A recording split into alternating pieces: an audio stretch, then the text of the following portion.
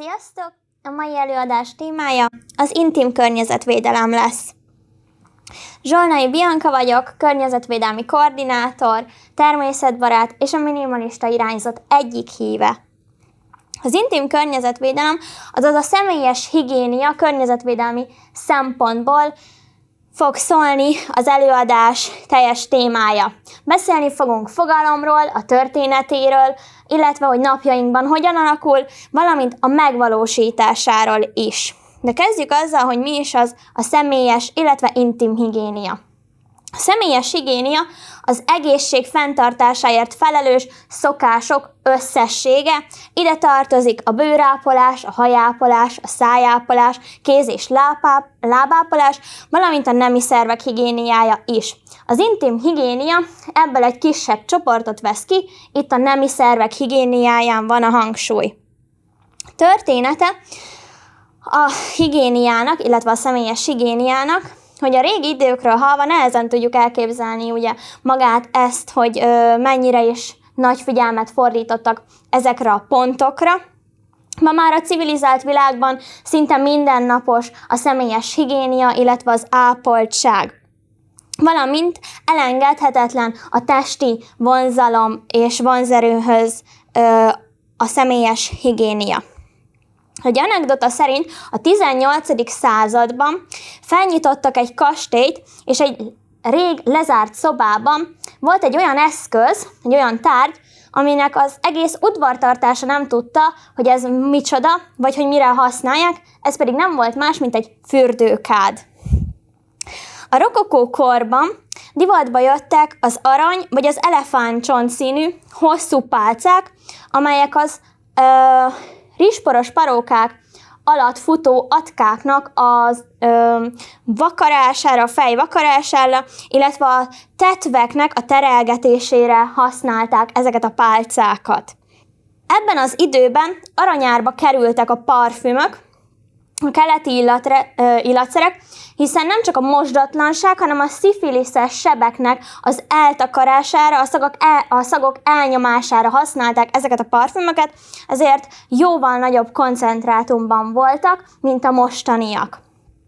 A bűnös test ápolása, fürdővel való kényeztetése illetlen dolognak számított, és csak nyomósokkal kerülhetett sorra.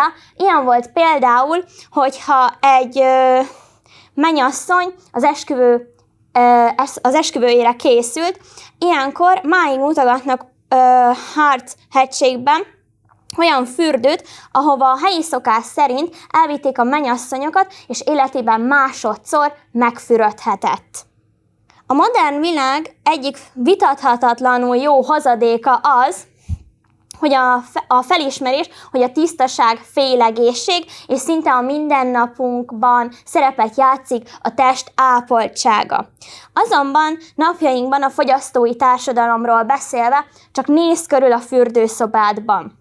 Mennyi dolgot látsz, meg annyi terméket, meg annyi csomagolást, és mindenre van külön egy terméked. Ezekkel nagyjából a probléma az, hogy a csomagolásuk nagyrészt műanyag, ez pedig a legelső előadáson szó volt arról, hogy ez miért is volt probléma, illetve hogy használat után a csatornába kerülnek azok az anyagok, amikkel fürdesz, vagy éppen mosakodsz. Erről is beszéltünk a 2-vel ezelőtti előadáson. Mindenre van külön egy termékünk, és egyszer használatosak maguk a csomagolásuk. Ez pedig szintén visszamegy az első és második pontra, hogy hogyan kellene ezeket szelektíven gyűjteni, és minél több termék, minél több hulladékot eredményez. Illetve, ami plusz egy negatívuma a mai kozmetikumoknak, hogy tartalmaznak pálmaolajat. A pálmaolaj így néz ki, a képen látható, hogy hogyan is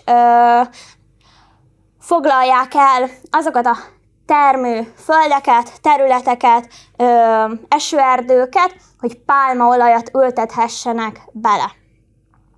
A pálmaolaj sokrétű felhasználása az itt látható összesen 19 összetevőben szerepelhet pálmaolaj, különféle leírásai vannak a kozmetikumok hátoldalán. Ezek mind pálmaolajból készültek, vagy azokhoz plusz egy összetevő. Mármint, hogy azokból készült plusz egy összetevő. A vegyipari termékek szippantják fel a pálmaolaj termelés mintegy negyedét, és szinte nincs kozmetikum enélkül az összetevő nélkül. Káros hatásai a bolygónkra, amit már említettem, hogy esőerdőket írtanak ki, hogy a pálmaolajat nevelhessék ezeken a területeken. Mivel a pálmaolaj az egyenlítői klíma alatt fejlődik a legjobban.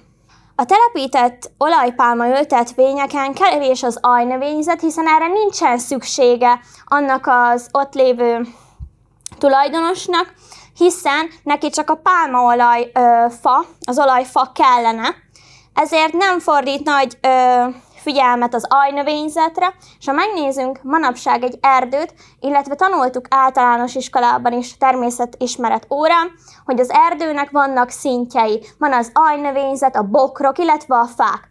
Ilyen esetekben az első kettő, illetve a földhöz közeli növények szinte nincsenek, vagy csak nagyon ritkán. Ez még több problémát jelenthet, nyilván nem csak az időjárás szempontjából, hanem a légkör oxigén szintje miatt is. Az intenzív gazdálkodás miatt romlik az édesvizek és a talaj minősége is, hiszen az ott lévő növényzetet, ami természetesen őshonos ott, teljesen kiírtják, és helyette újakat telepítenek. A helyi közösségek élelmiszer ellátása és gyógyító anyagokhoz való hozzájutása is veszélybe kerül ezek miatt a pusztítások miatt. De ha ennyi negatív hozadéka van, akkor mégis miért ilyen elterjedt a pálmaolaj? Ennek 3 fő oka van. A pálmaolaj hozama 8-szorosa a napraforgó olaj hozamának. Ez annyit tesz, hogyha a napraforgóból évente 2-szer tudnak szüretelni, addig a pálmaolajból 16-szor. Olcsó vívőanyag, ezért kerül be mindenféle kozmetikumba, mert nagyon olcsó, nyilván a hozamából eredően, hogy többször tudják szüretelni, több helyen tudják előállítani, illetve magas a béta-karotin és az E-vitamin tartalma, ami öregedésgátló, ezért anti-aging kozmetikumokba szívesen belerakják, hiszen egyrészt olcsó vívőanyag. Egyik a másikból következik, ezért használják nagyrészt a kozmetikumokban. De biztos, hogy a jelenlegi helyzet a legjobb módja a személyes higiénia fenntartásának, hiszen hogyha megnézzük ezeket, rengeteg negatív oldala van, mint sem pozitív a jelenlegi fogyasztásunknak. Pontosan ezért a mai előadásban el fog térni az eddigiektől, ugyanis nem csak arról fogunk beszélni, hogy hogyan és mik történnek, hanem hogy mi hogyan változtathatunk ezeken a dolgokon. Fenntarthatóság és költség szempontjából új alternatívákat ajánlok. Beszéljünk a hajápolásról. Itt, amit használunk, az általánosságban egy sampon és egy balzsam. A probléma itt a műanyag csomagolással van, illetve hogy rengeteg kemikáliát is tartalmaznak. Ezekre az én ajánlatom az, hogy vagy most simán tiszta vízzel hajat, és hagyd el a samponokat, hiszen nem egy ember állt át a tiszta vízre, ugyanis a kemikáliák lehetségesen elnyomják magát az ember szervezetét, illetve a sejteket eldugítják, és a víz, a tiszta víz maga a fejtőnél keletkezett piszkot, azt le tudja úgy mosni, hogy ne legyen benne probléma. Tehát az összes vízben oldódó anyagtól meg tudja szabadítani a fejbőrt. Nincs zsírtalanító tulajdonsága, mint a samponoknak, emiatt érezhetjük, hogy továbbra is zsírosnak a hajunkat, hogyha csak tiszta vízzel mosunk hajat. De aki óckodik ettől, annak van szilárd sampon és balzsam. Ezek korongok, szappanformájúak, és ugyanúgy kell használni ezeket, mint a samponokat vagy a balzsamokat. megnedvesítjük és felvisszük a hajunkra, jól megmossuk, és utána leöblítjük. Ezek azért jobb alternatívák, mivel nincs külön csomagolása, nincs műanyag csomagolásban, általánosságban papírcsomagolásban találhatjuk meg, vagy semmiféle csomagolásban semmiféle csomagolás sincs rajtuk. Illetve a samponhoz képest, az általános samponhoz képest vannak olyan termékek, amik nem csak 2-szer, hanem 3-szor annyi ideig lehet használni egy szilárd sampont, mint egy sima sampont, ami mondjuk drogériás termék. Szálhigiéniával kapcsolatban, ugye itt a fogkefe és a fogkrém az, amit legtöbbször használsz a szálhigiéniánál. Itt a probléma szintén a csomagolásuk, illetve az, hogy 3 havonta kell ezeket cserélni. Fogkefét legalábbis mindenképpen. Ezek nyilván, mivel használod őket, szintén ugyanúgy a műanyag, illetve egyéb hulladék lerakókba kerülnek, és onnantól kezdve nem használjuk újra. Azonban az alternatívák sokféle tárházon nyílik elénk, ugyanis vannak már lebomló anyagból fogkefék, ilyen például a bambusz vagy a fa fogkefe, illetve van olyan, ami újrahasznosított műanyagból gyártanak le. Tehát, hogyha te kidobod a szelektív hulladékgyűjtőbe a műanyag flakonokat, akkor lehetséges, hogy majd legközelebb fogkefeként fogod újra használni. Illetve a fogkrémek. Hogyha bemész egy drogériába és meglátsz egy fogkrémet, az miben van belecsomagolva? Belecsomagolva van egy papírba, és azon belül egy műanyagba. Természetesen tök fölöslegesen. Erre vannak fogporok, fogpaszták, amik fémdobozban vannak, szintén ugyanúgy, ahogy az előbb beszéltük a samponnál, hogy többször használhatod ezeket az adott terméket ugyanannyi időn belül, mint mondjuk a sima drogériás fogkrémet, illetve a hatása tökéletesen egy az egyben ugyanaz. Vannak olyan helyek, ahol a fogpor, illetve a fogpaszták kis fémdobozát, ha beviszed, akkor újra töltik neked. A testápolásról beszéljünk kicsit. Itt a tusfürdőt, a folyékony szappant használod kézmosáshoz, illetve szőrtelenítéshez az egyszer használatos borotvát, vagy gyantát. A probléma itt is szintén a csomagolásuk, illetve az előállításuk. A szappannál, a folyékony szappannál, amit kézmosáshoz használunk, jelenleg ugye a Covid ideje alatt is elég sűrűn, a sima tömb szappan a legjobb megoldás. Pontosan azért, mert nincsen fölöslegesen nagyobb műanyag csomagolásba zárva, valamint a folyékony szappanok 25%-kal nagyobb szénlábnyomot hagynak, mint a sima tömbszappanok, és több kémiai nyersanyagot és folyamatot igényel, és körülbelül 7-szer több időt vesz igénybe az előállítása, mint a tömbszappannak a gyártása. Az egyszer használatos borotvákat többféleképpen is le tudjuk cserélni, ilyen például a cserélhető pengés borotva, ami nem összekeverendő a cserélhető fejes borotvával, ugyanis itt csak és kizárólag a pengét cseréled benne. Általánosságban ezek letekerhető fejek, azokat szét kell szedni, és a benne lévő pengéket tudod lecserélni ezekre, illetve úgy, ahogy te szeretnéd, és nem kell eldobnod magát az egész készüléket, az egész terméket azért, hogy újra tud használni. De itt szóba jöhet például az elektromos epilátorok is. De semmiképpen se válasszuk az egyszerhasználatos borotvát, vagy a gyantát, hiszen ez rengeteg hulladékkal jár.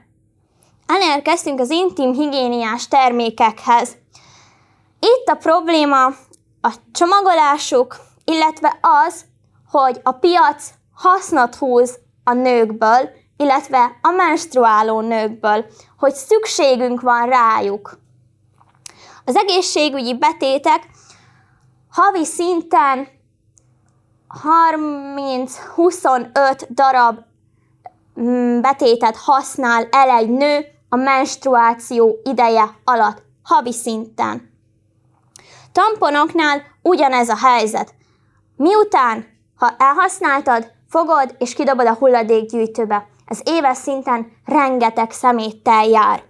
Pontosan ezért elkezdtek rajta gondolkodni, hogy ezeket hogyan is lehetne leváltani, hiszen ez az, amit nem tudsz elkerülni. Nem tudod elkerülni azt, hogy ne használd ezeket a termékeket, hiszen muszáj vagy. Pontosan ezért vannak mosható betétek, amik ugyanúgy működnek, megszűri a benne lévő anyagokat, illetve szagelzáró is van ezekben. A mosható betéteket miután használtad, simán ki tudod öblíteni kézzel, beteszed egy vödörbe, ráengedsz meleg vizet vagy hideg vizet, átöblíted, és utána mehet bele egyből a mosógépbe. Ugyanez a mosható bugyik, viszont itt nem kell azzal bajlódnod, hogy betétet helyezel be, hanem maga az egész bugyi az, ami felszívja a nedvességet. A menstruációs kehely helyettesíti a tampont.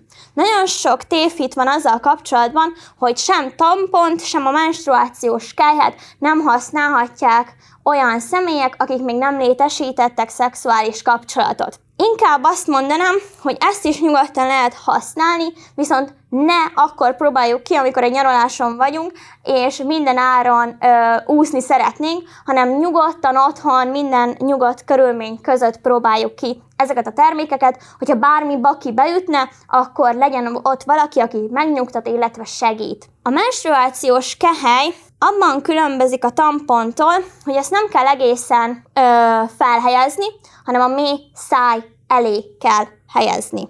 A menstruációs kehelynél nagyon sokszor hivatkoznak arra, hogy de hát ez nagyon pici, és nekem erős vérzésem van, mégis hogyan tudná ez a kehely mindezt megtartani.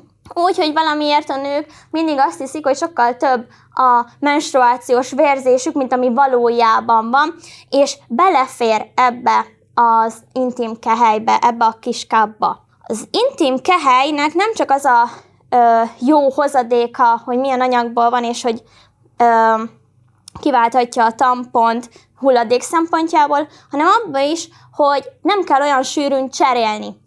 Az intim kelyhet 8 óránként bőven elég cserélni. Az azt jelenti, hogy reggel felhelyezed, délelőtt el vagy a munkába, hazaérsz, kiveszed, és mielőtt lefekszel, újra behelyezed. Ugyanis a tamponnal ellentétben ez egész éjszaka bent maradhat, és reggel ugyanúgy csak kiveszed, és kijöntöd a benne lévő dolgot.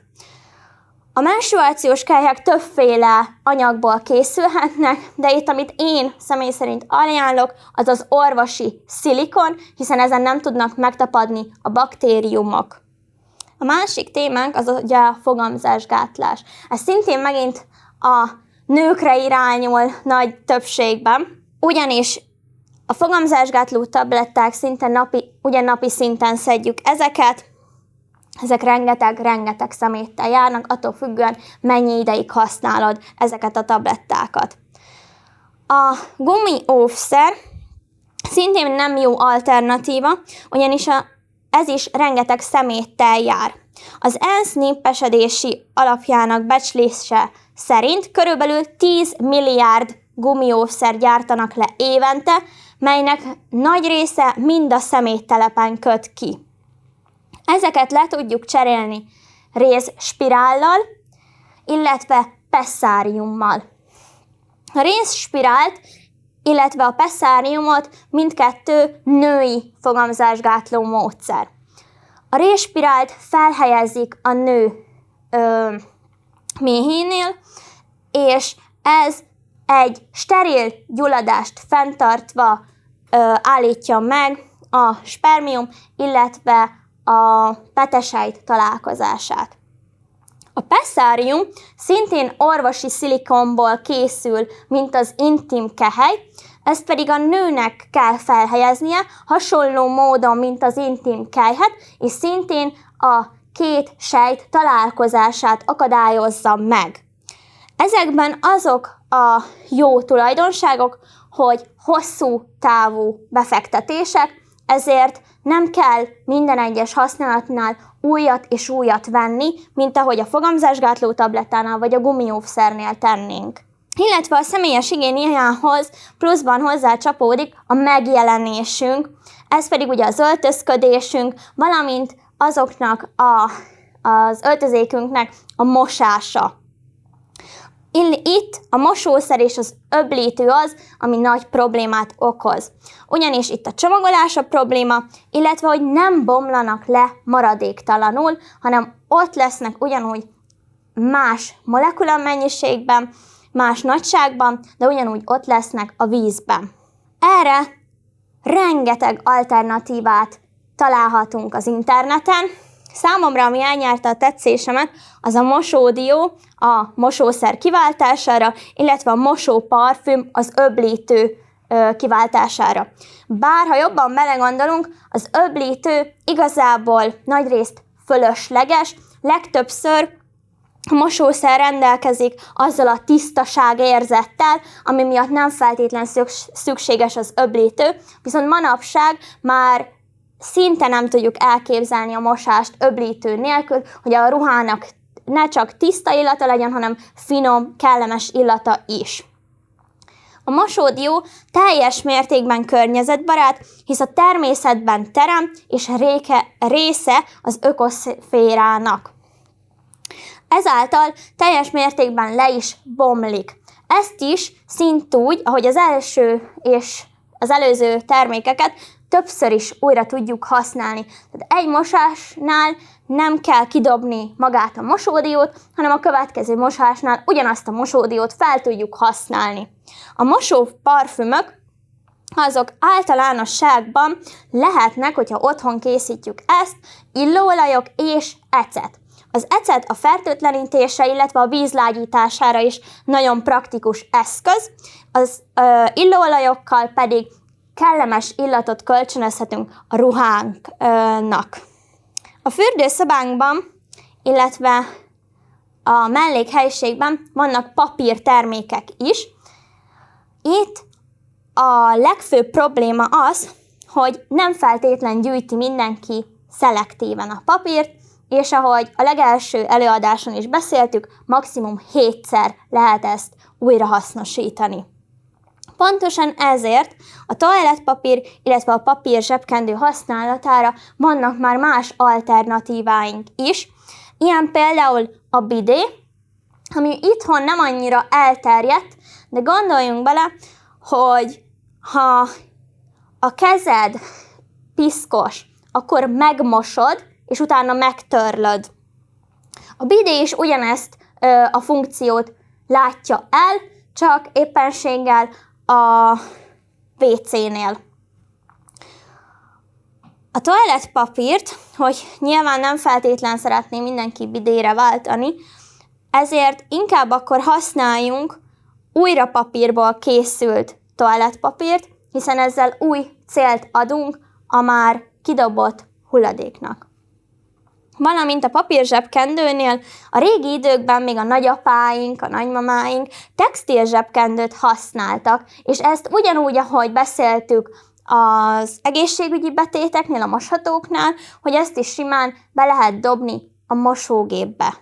Jó, de beszélek itt mindenről, hogy mennyi mindent kéne leváltani otthon, és mégis mennyibe kerül ez nekünk. Egy háztartást alapul véve, 2 főre bontva, egy férfire és egy menstruáló nőre